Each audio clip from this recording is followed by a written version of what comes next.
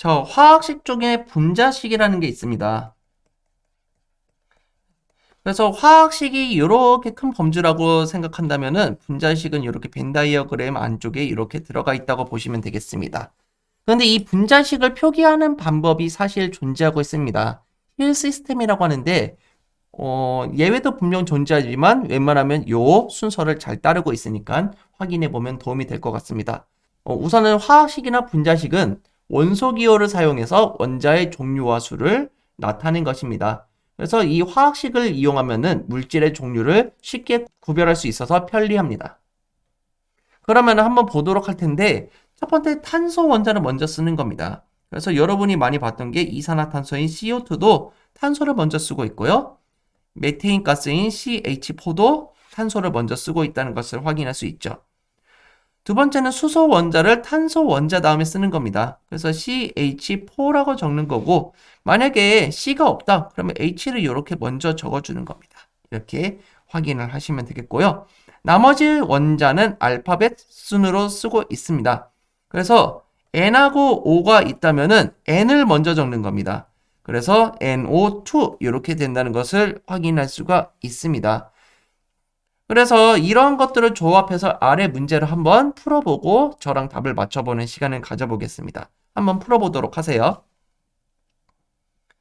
네, 잘 풀어보셨습니까? 자, 분자 이름을 한번 적어보도록 할 텐데요. 자, 물 분자 같은 경우는 수소 원자가 2개 있어요. 그리고 산소 원자가 하나 있어요. 이렇게 적어주는 건데 우리가 이 1은 생략해 주게끔 되어 있습니다.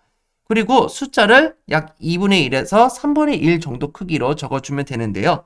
수소 원자가 2개 있고 산소 원자가 1개 있어요 라는 뜻으로 이렇게 적어주는 겁니다. 그래서 수소 원자를 먼저 적어준 다음에 산소 원자를 기입한다는 걸 확인할 수가 있고요. 자, 이산화탄소 분자 같은 경우는 탄소 원자 1개, 산소 원자 2개지만 1은 생략해 주기로 했기 때문에 CO2 이런 식으로 적어주면 되겠습니다. 메테인 분자 같은 경우는 CH4라고 적어주면 되겠죠. 탄소 원자가 1개 있고 수소 원자가 4개 있다는 것을 확인할 수가 있겠죠. 마지막으로 좀 어려운 문제가 포도당 분자인데요. 여러분이 2학년 4단원에서 식물이 광합성을 할 때 나오는 물질이 포도당이라고 생각하시면 되겠습니다. 탄소가 6개가 있고요.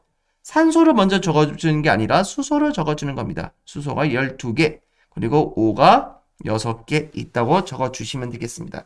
그래서 위와 같은 규칙을 사용하면 이렇게 분자식을 잘 작성할 수 있게 됩니다. 자, 그런데 분자식을 표기할 때 예외 상황이 있습니다. 그래서 산소가 많이 들어있는 물질을 보고 우리는 산화물이라고 하는데 이 산화물일 경우에는 산소를 맨 마지막에 작성을 해주게 됩니다. 그리고 산 같은 경우는요. 수용액상에서 수소 이온을 내놓는 물질을 보고 우리가 산이라고 하는데요. 이렇게 산 같은 경우는 앞에 이렇게 수소를 무조건 빼게끔 되어 있습니다. 그래서 알파벳 순서를 탄소 같은 경우가 보통 맨 앞에 작성돼야 되는데 여기서는 수소가 조금 더 앞에 작성되었죠. 이런 식으로 산일 경우에는 앞에다 작성을 합니다. 물론 예외가 있습니다. CH3COOH라고 해서요. 아세트산이라는 것이 있는데 이런 것의 경우에는 이제 수소를 뒤에 빼서 적으니까 이런 예외도 잘 기억해 두시면 좋겠습니다. 그리고 이온 결합 화합물이라는 것은요. 양이온하고요. 음이온의 물질이 결합해서 만들어지는 물질인데요.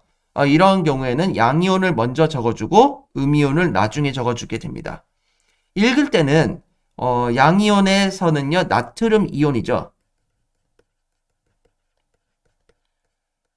그리고 음이온 같은 경우는 염화이온이죠. 그래서 이 이온자를 빼서 음이온을 먼저 읽고 양이온은 나중에 읽어주면 됩니다. 그래서 염화 나트륨이라고 읽어주면 되고요. 옆에 있는 것도 한번 읽어볼까요? 양이온이 먼저 쓰고 음이온을 나중에 적었지만 읽을 때는 염화 마그네슘이라고 있습니다.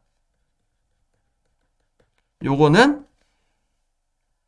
수산화 칼륨이라고 읽으면 되겠죠. 그리고 마지막은 황산 마그네슘이라고 읽으면 되는 겁니다. 그래서 적을 때는 양이온을 먼저 적고 음이온을 나중에 적지만 읽을 때는 음이온을 먼저 읽고 양이온을 나중에 읽는다라는 사실을 잘 기억해 두시면 도움이 될 것 같습니다.